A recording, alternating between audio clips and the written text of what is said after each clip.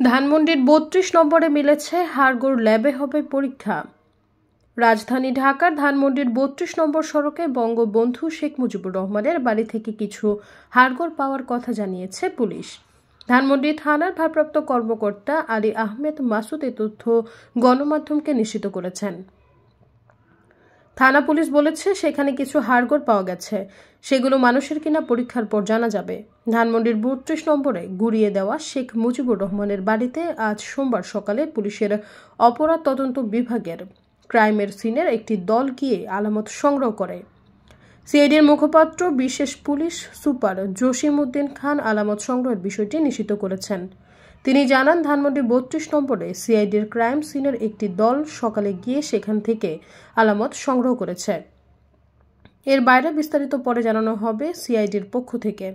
ধানমন্ডি থানার ভারপ্রাপ্ত কর্মকর্তা ওসি আলী আহমেদ মাসুদ বলেন, ৩২ নম্বরে কিছু হাড়গোড় পাওয়া গেছে, সেগুলো মানুষের নাকি অন্য কোনো প্রাণীর তা পরীক্ষা করতে সিআইডির ক্রাইম সিনকে ডাকা হয়েছে।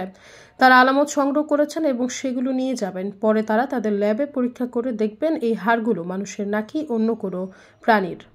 সৈয়দা ফারিয়া, সমযোগ।